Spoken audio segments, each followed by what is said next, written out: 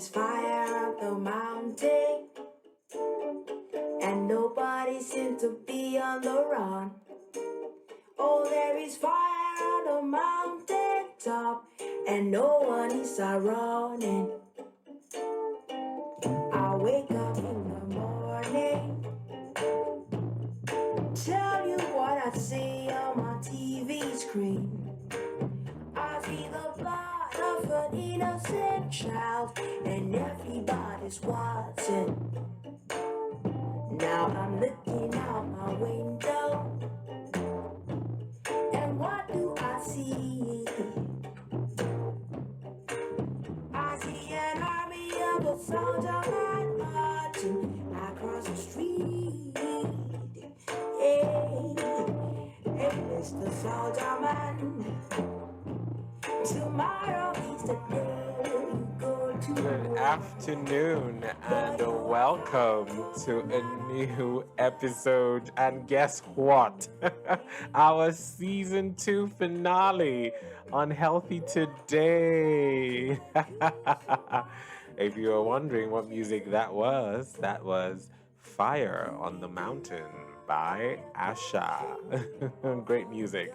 And to listen for an extended period, you can catch this on Spotify and your other music platforms. Great. So, Healthy Today, a health education series brought to you by Health Innovate Plus, a social enterprise providing health education, health consultancy, and humanitarian services, and powered by Ivy Kane, your child education partner. I am your host, Dr. Emeka Kane, a medical doctor and public health practitioner. Just to thank our listeners for joining us live last week and also on our other platforms. You make this worth it. If you missed previous episodes, not to worry, you can listen, share, and download now. On Spotify and other platforms, just get on the app and search Healthy Today, or better still, just use the link on our Instagram bio. Please follow us on Instagram and Threads at Health Innovate Plus. Yes.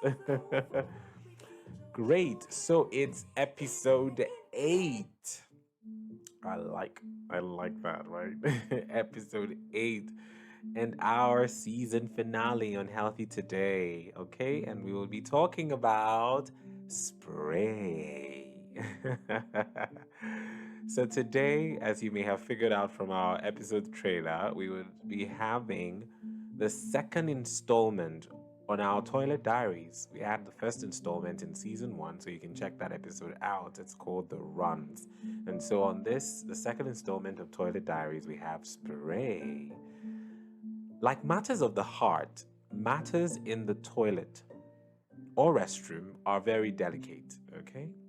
For some of us, the toilet is our quiet place. Can I get a witness? Our happy place, yes, but for some, it could be a scary place, riddled with fear and uncertainty. Today, we discuss spray. We discuss hemorrhoids, popularly known as piles. So, who's ready for some illumination? Great. So, what are hemorrhoids? Also known as piles, they are swollen, enlarged veins, engorged veins. They're kind of like varicose veins. Some of you are familiar with varicose veins, but these are in the lower part of the digestive system. So the rectum, that's just the part before the anus, which comes out and comes out of your body, and you can see that as your anus, all right? So that's where you usually find hemorrhoids. These veins are, if they're in the rectum, they're referred to as internal hemorrhoids. And when seen under the skin around the anus, because that's external, they are called external hemorrhoids.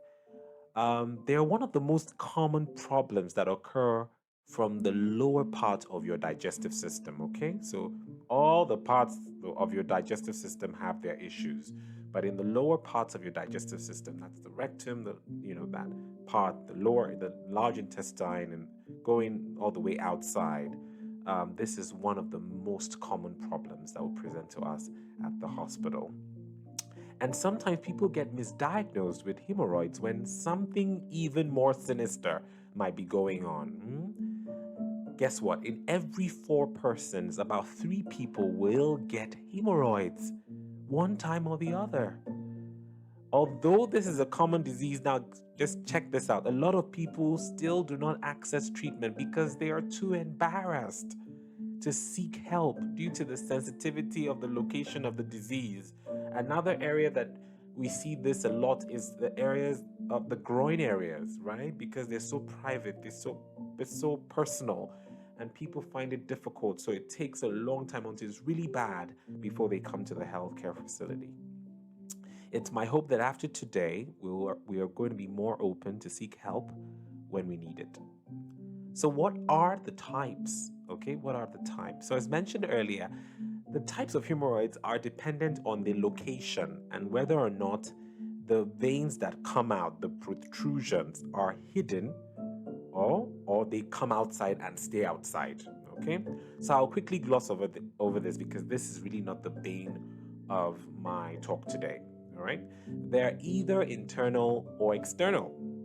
Internal is where the swollen veins are in the rectum. Remember, I talked about the rectum. It's just the part before your anus, right? So just that inner part. Sometimes feces is stored there for a bit. All right. Now, they are basically, you can typify them on whether the hemorrhoids remain inside the anal canal. That's if they stay in there or if they come out. Now, there are 4 degrees, but like I said, I won't, stay here. From the first degree, they do not come out at all of the anus, and then to the lower end of the 4th degree, they actually come out, and you can't push them back in. They stay out permanently. Now, that is both unsightly, that is both scary for some people. It's just a terrible experience for a lot of people. Now, what the external ones, now I was just talking about the internal ones. Can you imagine that? Now, the external ones are in the lower part, they're around the skin of the anus. These ones are usually painful, and then they come with a lot of discomfort, a lot of itching, a lot of just something is going down there. When matters are down there are prevailing, it can be very disturbing. So with this background, let's talk about how they present. What are the signs and symptoms of this? Okay, so this would really depend largely on the type of hemorrhoid, whether it's external or internal. So you see everything is falling, whether it's external or whether it's internal. So like a lot of diseases, there could be no symptom at all. So you might not have had any symptom at all, and then the hemorrhoids are there, all right? And so in fact, you need this more. Some people might notice a swelling around or in the anus. Others might notice some phlegm-like discharge from the anus that stains their underwear. Okay, so you take off your underwear, you see this slimy phlegm-like thing on your underwear. It could be hemorrhoids. It's pain or discomfort after using the toilet. So you use the toilet and you're just feeling some discomfort, some pain, or just feeling like you're not done. You know that feeling like you're not completely done. All right. There might be itching. I talked about some discomfort, discomfort in the area around the anus. But usually the most alarming and the most common symptom is bleeding from your anal canal. You can imagine how that might be scary, right? So the blood is usually bright red and may drip or it may spray or squirt in the toilet bowl.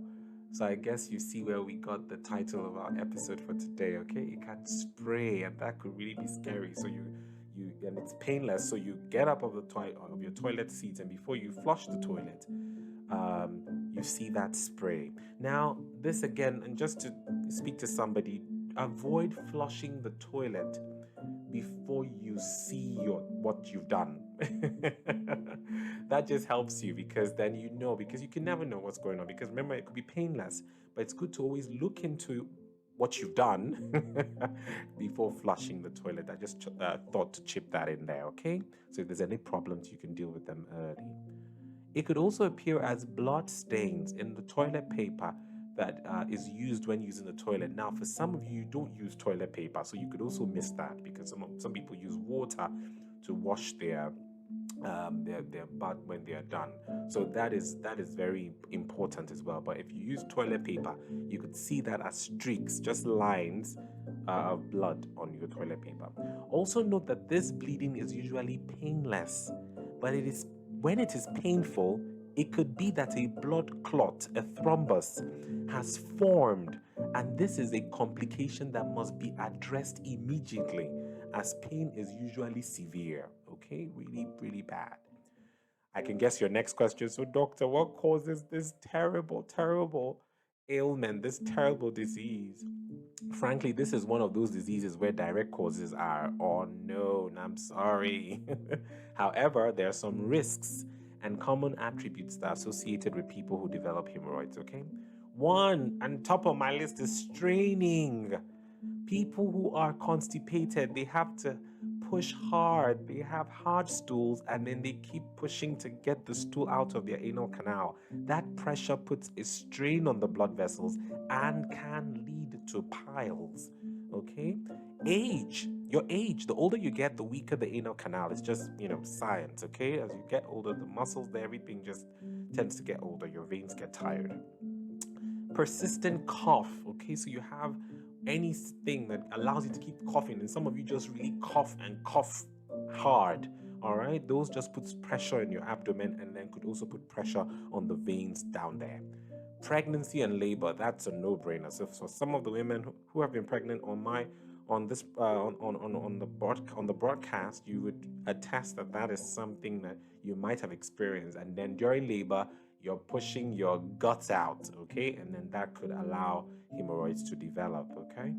Sitting for extended periods. I know I sound like I've said this 100 times, but stop sitting too long. Get up, get up, get up, okay?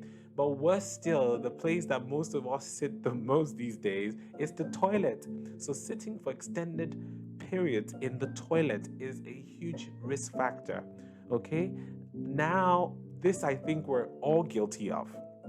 With the advent of mobile phones, this has worsened, okay? So regular heavy lifting. So some of you who lift weights or you carry heavy load, watch it. You're putting so much pressure in your abdominal area and then also towards that lower end, and it could lead to that. Low fiber diets, guys. We talked about this last week. Increase your fiber because low fiber diets would make your stool not have bulk, and then you find yourself straining to get your stool out. Obesity, all right? Reduce your weight because the bigger you are, the more pressure you have in your abdomen, the more pressure you have everywhere, and then you tend to develop this, and then it weakens all your muscles and all of that.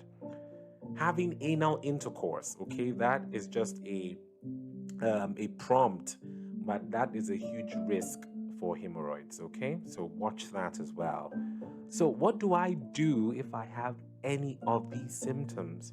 If you recall, a lot of people have piles, and as such, a lot of times it could be misdiagnosed because of how sensitive and embarrassing the symptoms could be. All right, so please speak to your healthcare provider so that a proper history examination and necessary tests are carried out to ensure it is correctly diagnosed. Okay, this is important because other serious diseases could have similar symptoms, okay, such as your cancers, okay, cancer of the intestine, you have your colorectal cancers, you have anal cancers. All of that can actually lead to can also present just the way hemorrhoids present. So it's good that you have proper assessments.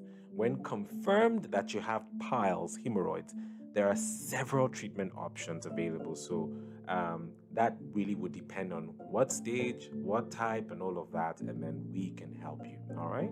So see your doctor today. So, doctor, you're scaring me. I know it's a scary one for our season finale, but how do I prevent hemorrhoids? Yes, that's why I'm here. I'm the preventer. There I say, you know this already, but this is the highlight of our discussion. It's always the highlight of my discussions with you. How do I help? How do I prevent? Because prevention, as they say, is better, is cheaper than cure. Okay. So I'll run through these because I know you already know them. We start with the basics. Eat fiber rich foods, okay? Fruits, your vegetables, your potatoes, your beans, etc. Whole grains, okay? This will keep your poo soft and prevent constipation so you have bowel movements with ease, okay? Drink a lot of fluids. Water is your best option. Clean, potable water. Averagely 3 to 4 liters a day will get you going and get you on a good start, okay? Exercise. I can't emphasize this. I am overemphasize this enough. I must sound like a broken record at this point. As basic as it sounds, it still remains very difficult to adhere, especially in our new life, the way we live these days. But you must discipline yourself for a healthy life, okay? This will help you lose weight, prevent constipation, etc. Do not strain. Go to poo immediately you feel the urge. When you put it off to later, water gets absorbed from the poo and it becomes harder to achieve a bowel movement. Do not, this is an order, do not sit on the toilet for too long. Experts say you should not spend more than 10 minutes. In fact, if you're doing all these things I talk about, in about 15 seconds, you should be done from having a bowel movement in the toilet. So if you're seeing yourself stay longer, 10 minutes tops. Set an alarm. But again, I'll talk about something. Don't take your phone into the toilet. That just doubles or triples the time you spend sitting in the toilet and puts pressure on those blood vessels around the anal canal. And again, this is an aside, okay? When you flush the toilet, so there have been a lot of experiments done when toilets are flushed open. So as you flush the toilet, some of the poo actually sprays out of the toilet onto things in the toilet. So imagine you took your mobile phone into the toilet, poo gets onto your mobile phone, then you keep passing it around. You think you've had your shower, but you pick up the phone again, and there you have it, poo again on your hands. All right, so let's watch all of these, okay? Awesome! That's all I have for you today on Spray, on our season finale on Healthy Today. Thank you for listening in. Great. So, our medical word of the week is, you guessed it, thrombus. Thrombus. THROMBUS. Thrombus. THROMBUS.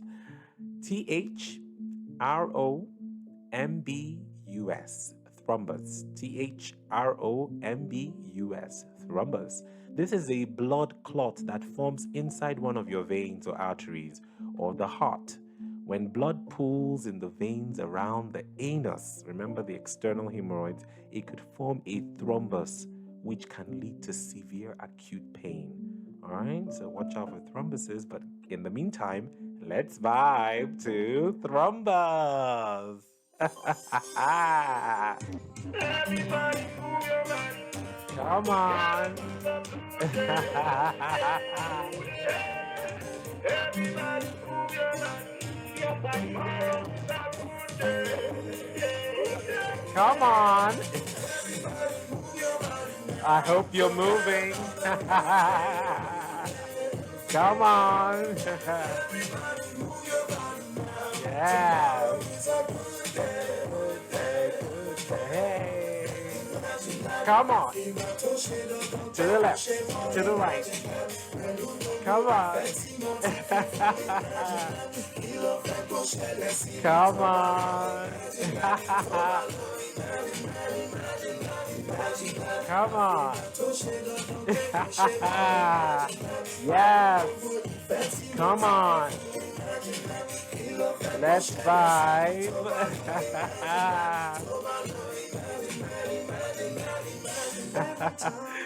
If you enjoy that bout of amazingness, that was Imagine That by Style Plus. All-time favorite, but you know, what do I know?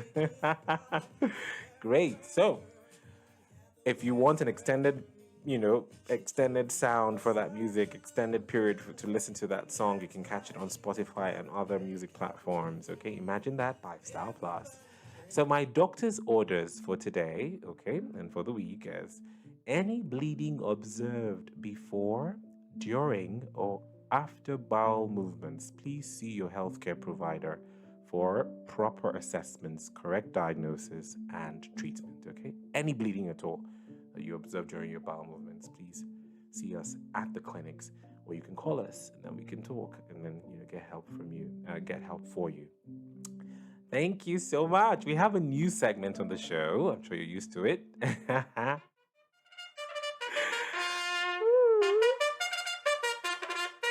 I love that sound. I can't get over it. It's called Dr. Emeka's Motivation for the Week. Here we say it as we feel it directly and honestly. So here goes. So, a question I have for you, okay? Have you ever failed at something before? The answer is, I'm going to answer this for you. I'm going to be rude. Answer is yes, you failed before. The event of failure does not really matter. Most times, it's the impact that failure has and the aftertaste it leaves that becomes the challenge. It sometimes questions your capability. Therein lies the issue. Once your ability to go again or try is challenged, that is the issue. Okay, so here goes. Failure will challenge your capability. There's no negotiations about that. It will challenge your capability. But guess what? Challenge your failures and try again. Okay? Challenge your failures and try again. Awesome. Let me say a quick prayer for you. Dear Lord, thank you for everyone listening on this broadcast now, and thank you for life and health. Thank you for our body, our whole body, even the parts that we feel are less honorable. We pray for the grace and discipline to do all that we can to keep our lower ends healthy, and by extension, our whole entire body healthy. Help us to make healthier choices so we can enjoy a healthy life today. In Jesus' name, amen. We have come to the end of this episode and the season. And I hope it has been educative and fun for you as it has been for me. I really did enjoy season 2. Remember to follow us on Instagram and Threads at Health Innovate Plus and send us a message if you have any questions for me. Listen, download, and share this and previous episodes on Spotify and other platforms. Tell a human. Great. See you in September for our next season. You do not want to miss season 3. I'm so excited. More music, more relevant health education and prevention messaging. More vibes. Thank you for always joining. It's just such a pleasure to have you with us. We couldn't have done this without you. We are here because you think about us and you're here all the time. So see you next month. See you September. Yes.